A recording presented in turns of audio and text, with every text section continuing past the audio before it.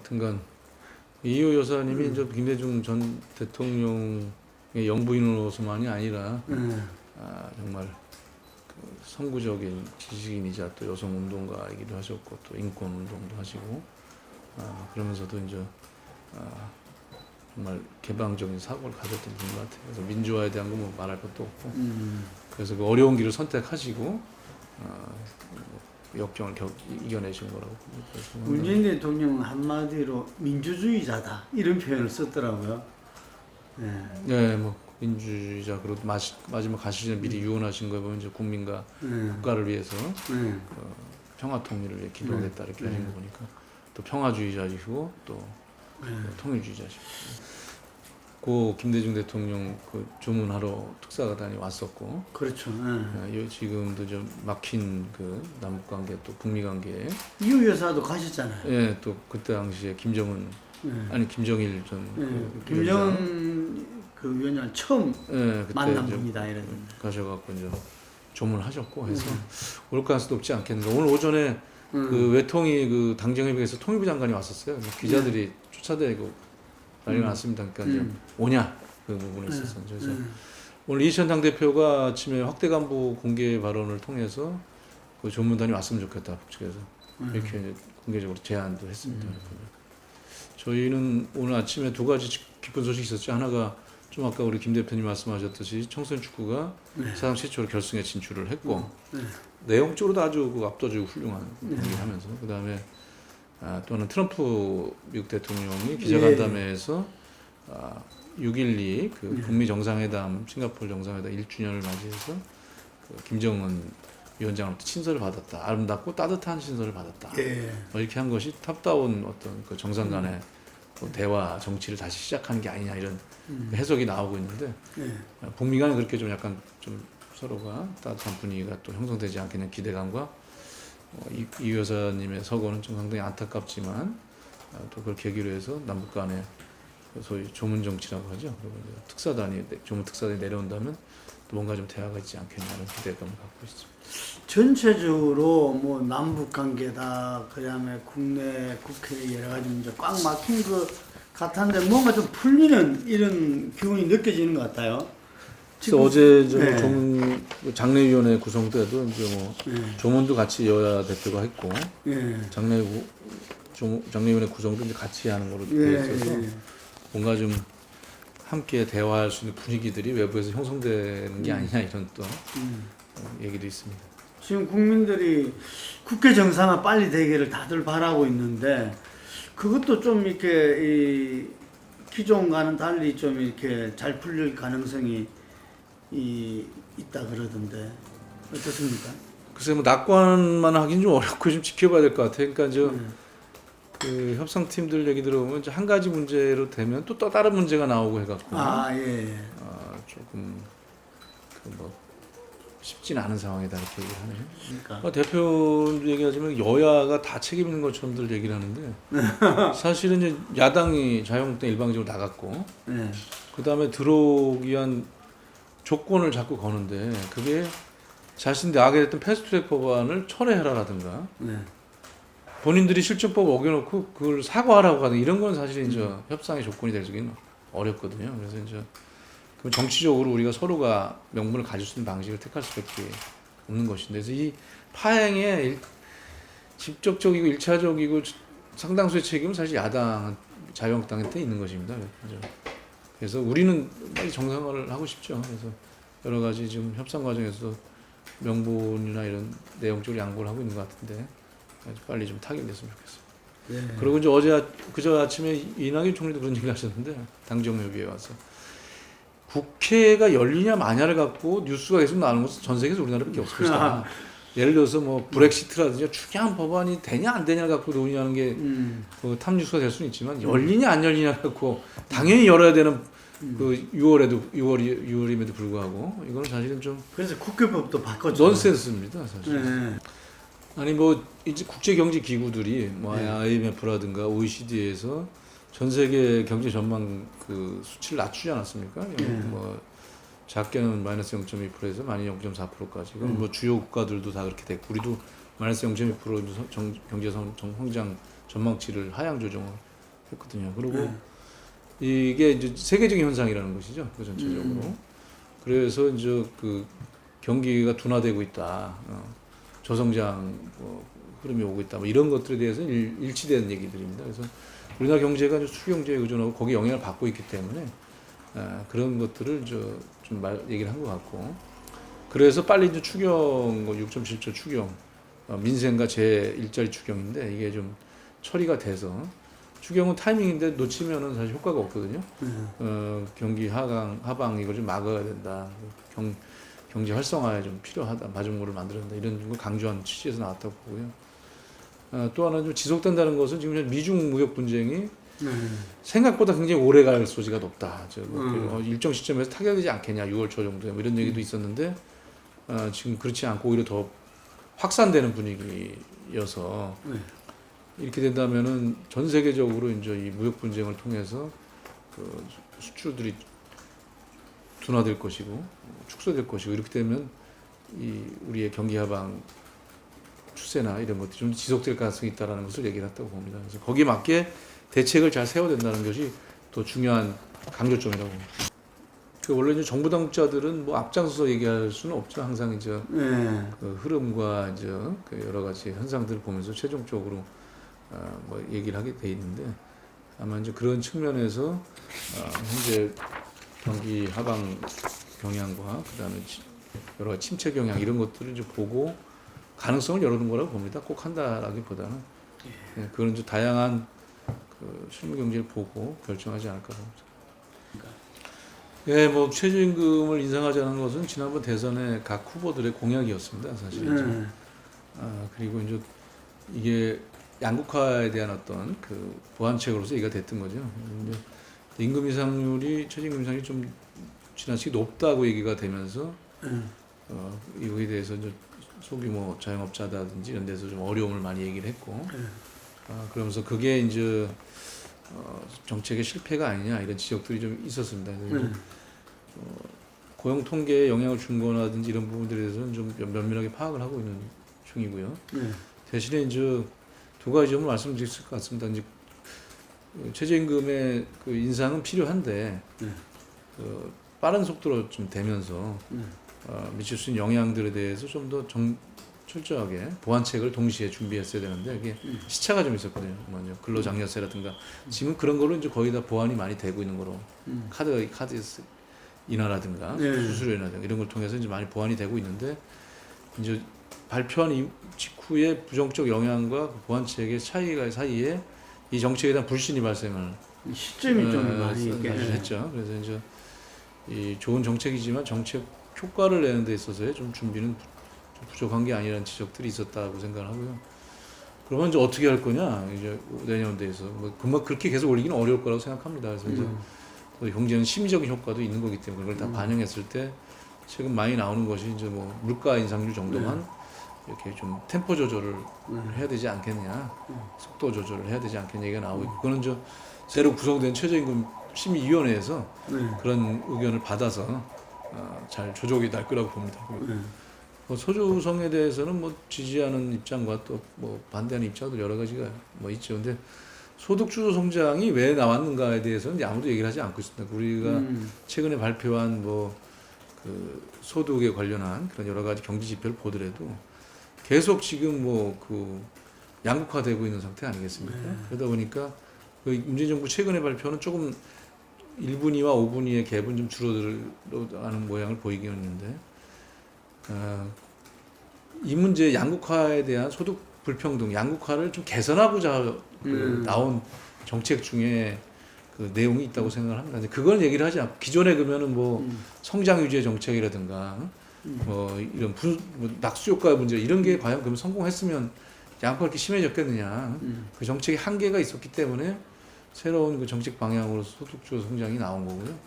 거기에 여러 가지 내용 중에 이제 공정 경제도 있고 혁신 성장도 있고 뭐 이런데 이제 혁신 성장에서 성장의 어떤 동력을 만들어내야 되는데 이거 종합적으로 좀 볼 필요가 있다. 그래서 최저임금의 문제만을 가지고 속도의 좀 뭐 조절의 그 문제라든가 또는 그 보완책에 대한 준비 부족이라든가 이런 걸 가지고 소득주 성장 전체를 실패를 보는 것은 조금 그건 좀 뭐 지나치다라고 봅니다.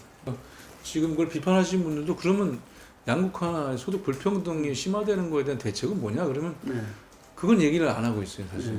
그러니까 그냥 기존의 얘기대로 성장이 많이 돼야지 뭐 간다라는데 그게 그동안에 얘기했던 것의 결과는 그렇지 않았다는 것이 나타났기 때문에 오히려 불평등도 심화됐기 때문에 나왔던 정책인데 비판은 하지만 새롭게 양극화에 대한 어떤 대안을 내고 있지 못하기 때문에 그래서 그러니까 이게 옳다가 아니라 그 최저임금의 이런 건 그 중에 한 분야라는 거죠. 그래서 여기에 대해서는 정책 보완이 필요하면 해야 된다고 보고요.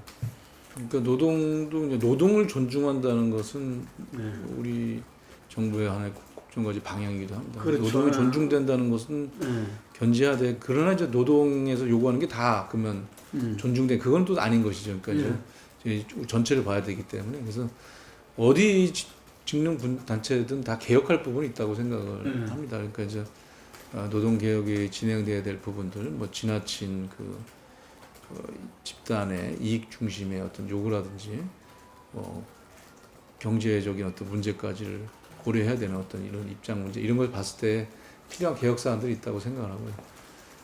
또 그 내 노동계 내에서도 양극화가 좀 돼 있지 않습니까? 대규모 정규직 노조 사업장과 또 비정규직 지금 더 많은 퍼센트를 차지하는 비정규직과 또 소기업들 뭐 이런 부분들이 있기 때문에 이런 것들의 그 격차도 좀 완화시키는 과정들이 좀 필요합니다. 사실 진짜 뭐 노동 개혁이 그런 방향으로 진행돼야 된다고 생각하고요.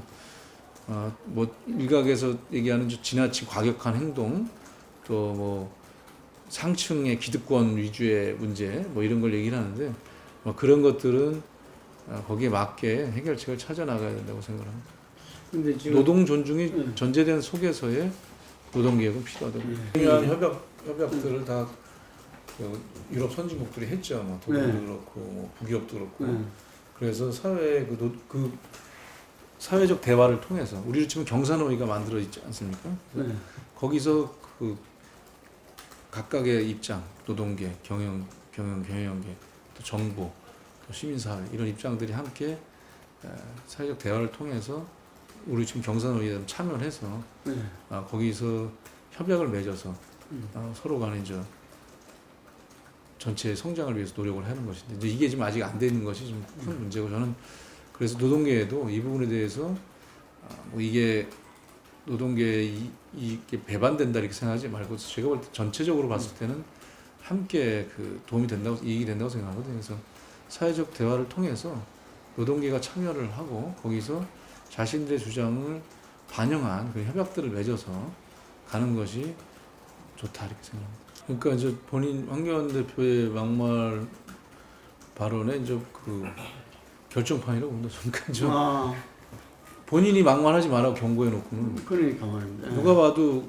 여론조사 이렇게 나왔는데 막말이라고 보는 건데 대통령에 대해서 뭐 철렵질이라고 하고 뭐 좌파 어쩌고 하는 사람도 많고 빨갱이라고도 하는 사람도 많고 이러는데 이런 걸 가지고 막말이 아니다 라고 얘기한 거랑 똑같은 거예요. 그러니까 한때는 막말하지 말라고 해놓고는 그런 건 막말이 아니니까 뭐 더 하라는 건지 막말이라고 얘기한 게 막말이다 이게 발음하기도 어렵지만 그 말이 성립 자체가 안 되는 얘기를 그 제1야당 대표가 했다는 것에서 정말 놀라움을 금할 수 없고요. 사실 막말의 실질적인 그 책임과 그 본사는 아마 황교안 대표구나 이런 생각을 가질 수밖에 없게 하는 발언이었다고 봅니다.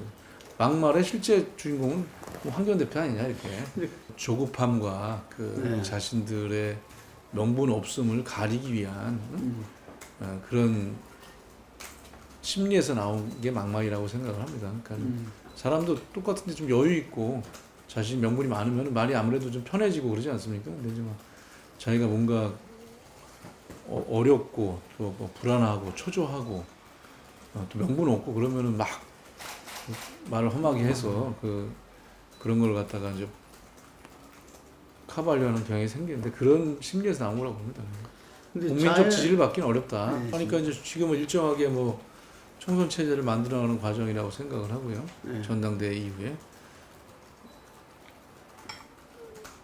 지지층을 좀 회복하고 있다라고 이제 본인들은 판단하고 있는 것 같습니다. 근데 이제 지금 말씀하셨던 그런 그 아주 수구적이고 보수적인 태도나 또는 뭐 국회를 버리고 장애 투쟁에 집중하는 행태나 그다음에 그 막말로 뭔가 그 정치를 해보려고 하는 정치는 막말이 아닙니다 사실.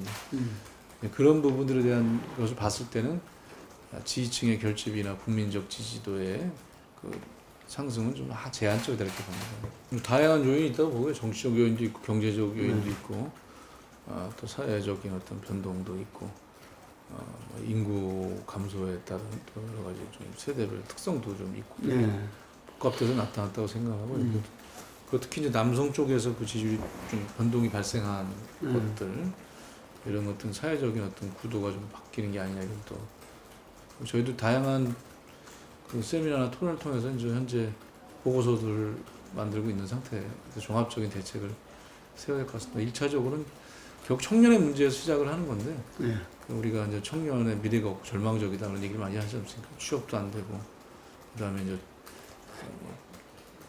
결혼 문제도 좀 상당히 포기 내지는 어렵다고 얘기를 하고 뭐 3포 세대.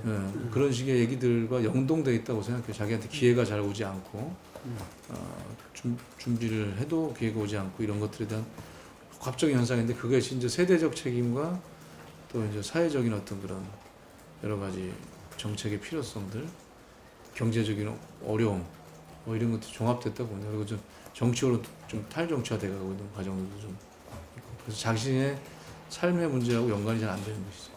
이 3차 3기 신도시 발표는 사실 작년 9.13 대책에 포함되어 있던 겁니다. 그래서 수도권에 30만 원 공급을 하겠다. 그러니까 공급 대책이죠. 그러니까 규제 대책이 있었고, 그러니까 금융과 이제 다주택자에 대한 금융과 세제를 동원하는 것도 규제가 있었고, 제한을 뒀었고, 그 다음에 이제 공급을 갖다가 그 적절한 시기에 적절한 위치에 실수요자들을 대상으로 해서 강남으로 또는 수도권 몰래 수요를 분산시키겠다는 정책이 나온 겁니다. 그래서 1차 발표가 있었고 이번 3기 신도시 2차 발표였는데 3만 세대, 2.8만 세대에서 5.8만 세대인가를 발표를 3.8만 세대, 2만 세대에서 5.8만 세대 발표를 했는데 그 이후에 이제 2기 신도시 또는 1기 신도시 근접한 그 지역에서 이제 반발이 좀 있었습니다. 그래서 이제 전체 정책 목표를 위해서의 공급 대책은 이제 어차피 나와야 될 필요가 있었던 거고요.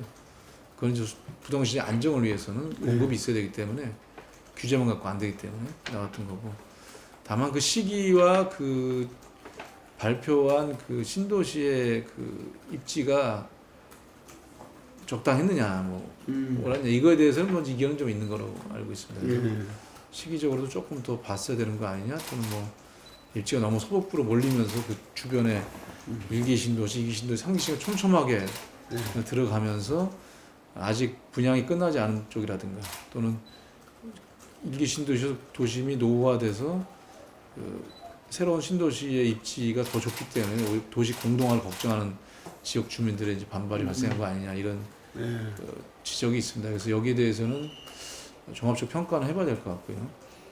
그 다음에 대책으로는 이제 현재 그 1기, 2기 신도시, 3기 신도시가 이제 뭐 함께 윈 상생할 수 있는 그런 인프라 구축과 자족도시 기능의 강화 방향으로 나가야 됩니다. 그래서 요거를 들어보면 이제 뭐 지구 지정을 취소해라 3기. 근데 그거는 좀 어렵잖아요. 3기 신도시 지정을 해놓고 처리한다면 국가 정책 신뢰에도 문제가 있고 또 수요자들의 문제도 있고 그 도시의 문제도 있기 때문에 다만 상대적으로 어려움이 있는 도시에 대해 요거를 들어보면 이제 지정 철회 외에 나오는 거면 교통 대책입니다. 거기에 있어서 2기 신도시 실패가 교통 대책이 하겠다고 안 하는 게 문제였거든요. 먼다는 거죠.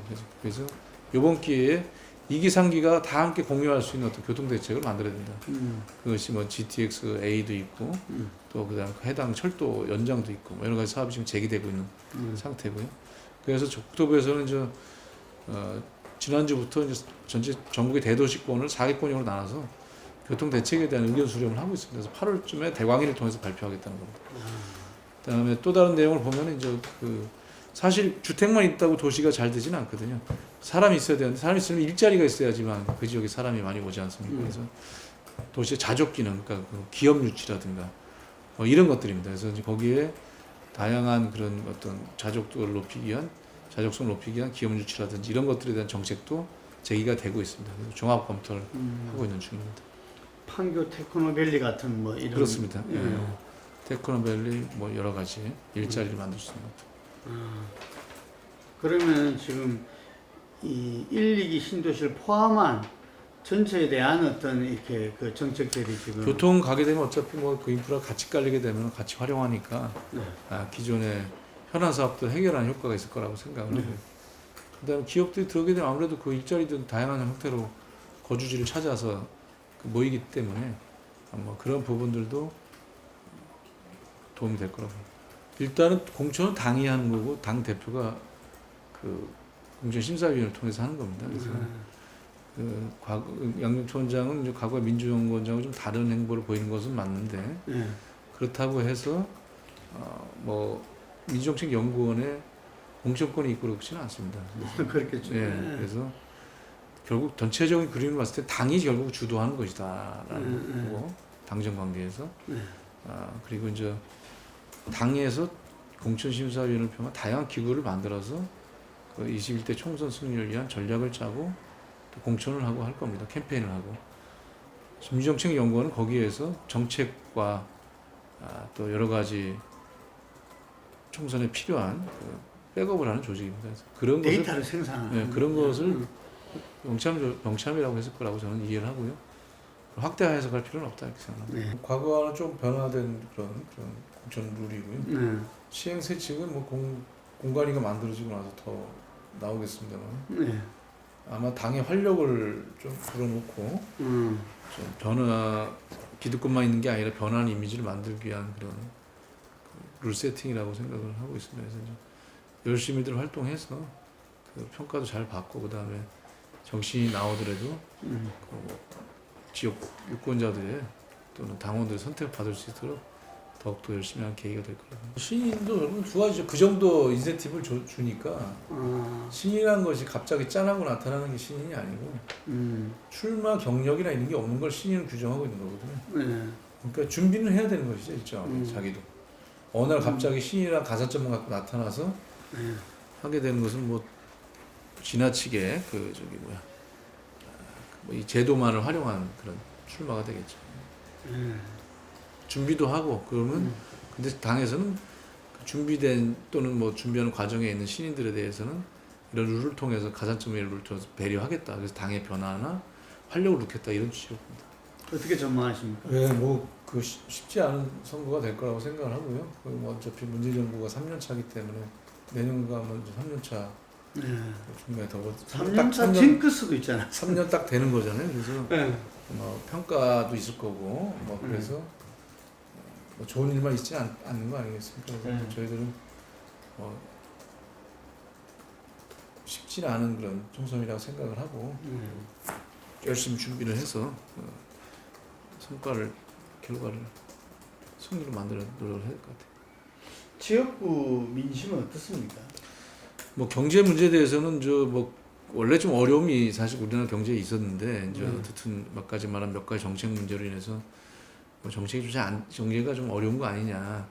또 대외 경제의 미중 무역전 이런 것에서 걱정을 많이 하고 있습니다. 사실 좀 어렵다는 얘기를 하고 있고 뭔가 좀 지지자들은 정책 대안을 좀 잘 만들어가는 거고 비판적인 사람들은 뭐 잘못된 거 아니냐 이렇게 지적을 하고 있는 상태고 다만 이제 정부가 과거와 달리 이제 기득권 위주가 아니고 약자에 대한 배려 또 그리고 양극화를 해소하기 위한 노력 이런 것들에 대한 평가는 좀 하고 있습니다. 근데 다만 이제 성과를 좀 내달라 이제 이렇게 얘기를 하고 있고 남북 관계라든가 그 민주주의의 그 진전 이런 부분에서는 좀 좋게 평가를 합니다. 그래서 그 전에는 막 미사일이 날아다니고 어려운 긴장이 굉장히 높았던 시기인데 그런 거에 비해서 대화를 많이 하고 그래서 좀 평화로운 분위기를 만드는 것까지 좋은데 근데 그것도 좀 뭔가 이제 좀 지금은 이제 정체된 상태니까 남북 경협까지 좀 속도를 내달라 이제 이런 겁니다. 근데 이제 그걸 남쪽의 노력만 될 수 없다는 것도 잘 알고 있기 때문에 그럼 기대는 갖고 있습니다만 이제 좀 성원이 좀 필요한 상태라고 보고요. 일시적인 교차 과정에서 그렇다고 해서 기대를 너무 저버려서도 안 되겠다고 보고 뭐 이 남북 관계라는 게 하루아침 되는 게 아니기 때문에 저희 당은 어차피 이제 그 탄핵을 국민들이 촛불로 하고 국회에서 물론 했습니다만 이제 그런 촛불 정부라는 걸 강조하고 있지 않습니까? 그래서 그 촛불 민심을 받들어서 정부가 출범을 했고 그래서 적폐청산을 해야 되는 부분이고 지금도 여전히 보면 아직 그런 게 많이 남아 있습니다. 그리고 조사를 해보면은